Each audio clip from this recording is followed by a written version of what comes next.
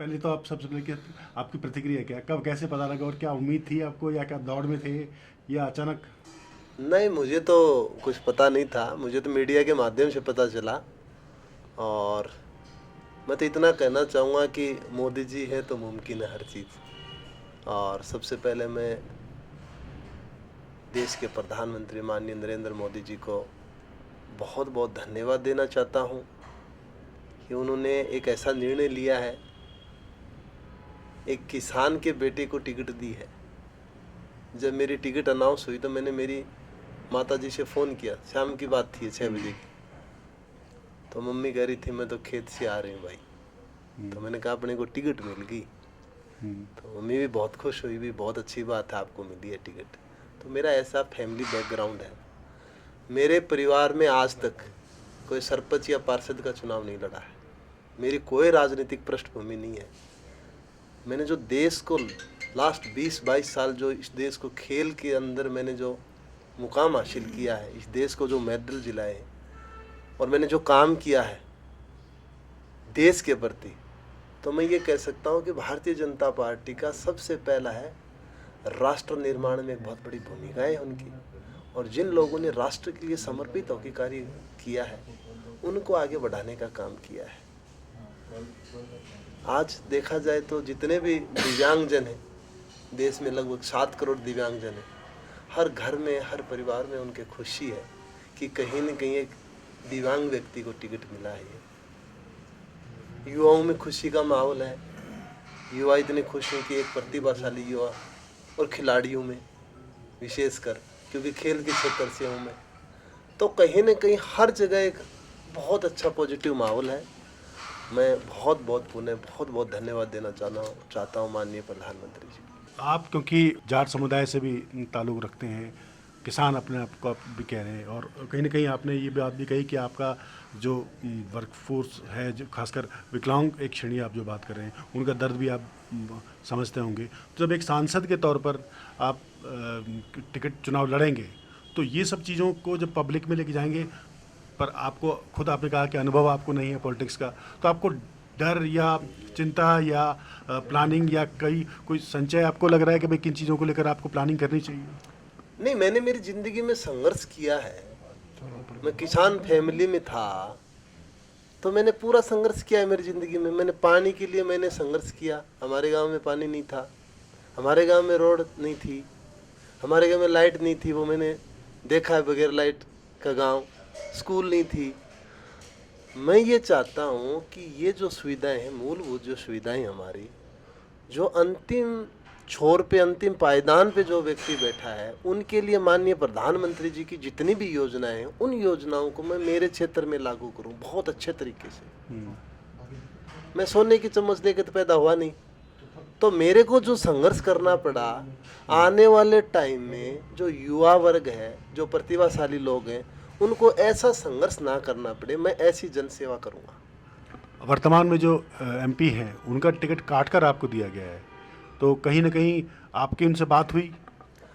Candidate नहीं होता Bharatiya Janata party में, निशान होता है, वो कमल का निशान। और मोदी जी को प्रधानमंत्री बनाना है। अब की बार 400 पार, हमारा यही लक्ष्य है। राहुल जी मेरे बहुत अच्छे फ्रेंड हैं, और मेरे घर पड़ोसी हैं राहुल जी, और हम बहुत ही लंबे समय से दोस्त हैं। बहुत अच्छा व्यक्तित्व है उनका, और मैं मानता हूँ कि उनको जैसे हमारे, ऐसा कुछ नहीं होता पार्टी में, किसी को टिकट दी जाए कोई फर्क नहीं होता। काम करना है हमें, वो भी काम करेंगे, मैं भी काम करूँगा। टिकट मिलने के बाद आपकी उनसे बात हुई? राहुल जी से वो तो हमारी पर्सनल बातें होती रहती हैं, ये तो कोई विषय ही नहीं है। कहा जा रहा है कि नाराज़ हैं, उन्होंने सोशल मीडिया पे एक टिप्पणी भी की जिसको लेकर कहा जा रहा है कि वो कांग्रेस के टिकट पे चुनाव लड़ सकते हैं। नहीं, मेरे को नहीं लगता राहुल जी नाराज़ नहीं हो सकते मेरे से, बिल्कुल भी नहीं हो सकते। और हमारा बहुत अच्छा सांसद है राहुल जी, और मेरे तो दोस्त हैं। नहीं, अगर वो कॉम्पिटिटर के तौर पर जिस तरह के कयास लगाए जा रहे हैं, तो आपकी प्रतिक्रिया क्या रहेगी? आप क्या सोचेंगे कि भाई अंदर ही अंदर, पार्टी के अंदर ही आपको संघर्ष करना पड़ रहा है? ये तो काल्पनिक क्वेश्चन है। आप कितने भी काल्पनिक क्वेश्चन बना दो तो उसका तो कोई मतलब नहीं होता। अभी वर्तमान चुनाव की बात करें तो विधानसभा चुनाव में अभी जो चूरू और उसके आसपास की जो परिदृश्य हुआ, आपको क्या लगता है कि लोकसभा चुनाव में इन सब मुद्दों का कोई फ़र्क पड़ेगा, खासकर राजेंद्र राठौड़ और दूसरे जो नेता हैं उनके उनके चुनाव हारने के बाद? मैं जनसेवा करने आया हूँ और पार्टी में मैं अभी अभी शामिल हुआ हूँ। मेरा लक्ष्य ये है इस देश की, इस मेरे प्रदेश की, मेरे डिस्ट्रिक्ट की मैं सेवा करूं। मैं एक प्रतिभाशाली के तौर पे मैंने मेरे देश के लिए खेला है। मैं जनता के बीच में जाऊंगा। मेरा सिर्फ यही, मैं पॉजिटिव और सकारात्मक सोच का व्यक्ति हूं। मैं कोई नेगेटिव बात सोचता ही नहीं हूं मेरी लाइफ में। चूरू के लिए किस तरह सोच रहे हैं आप? जब चुनाव जीतेंगे तो क्या क्या प्लानिंग आपके दिमाग में है, या देश में अगर खेलों का माहौल बनाए जाने के संदर्भ में देखा जाए, एक खिलाड़ी के तौर पर देखा जाए, क्या सपना आपके दिमाग में है? चूरू में बहुत काम करने की ज़रूरत है। विशेष तौर पे मैं मानता हूँ चूरू में टूरिज़्म की बहुत संभावना है। हमारी बहुत पुरानी हवेलियाँ हैं, हमारे शालाश्वर मंदिर है, हमारे छापर ताल में वन अभयारण्य है, बहुत अच्छा, दुनिया एशिया का सबसे बड़ा, कितना अच्छा है। इन चीज़ों पे हम काम करके टूरिज़्म पे बढ़ावा देंगे। रोड कनेक्टिविटी, सब चीज़ों पे हमें काम करना है। रेलवे पे बहुत काम करने की ज़रूरत है हमें, पानी पे बहुत काम करने की ज़रूरत है, हेल्थ, एजुकेशन, इन सब चीज़ों पे हमें अलग अलग क्षेत्रों में बहुत काम करने की ज़रूरत है। क्योंकि मैं चाहता हूँ जो अंतिम व्यक्ति है उस तक भारत सरकार की हर जो नीति है, जो मोदी जी की पॉलिसी है, वो हर व्यक्ति तक पहुँचे।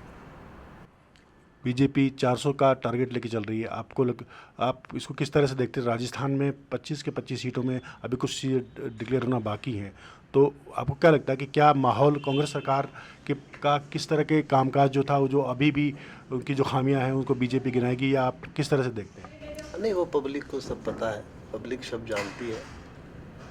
पेपर लीक जो मामला था, कितने बड़े लेवल पे हुए ये घोटाले, युवा निराश हो गया था। आज एक युवा में उत्साह है, जोश है, तो मैं मानता हूँ कि कोई संशय नहीं है। अब की बार 400 पार, जब भी हमने स्लोगन दिए हैं तब हमने 400 पार किए हैं, या 300 का स्लोगन दिया तो 300 भी पार हुई थी।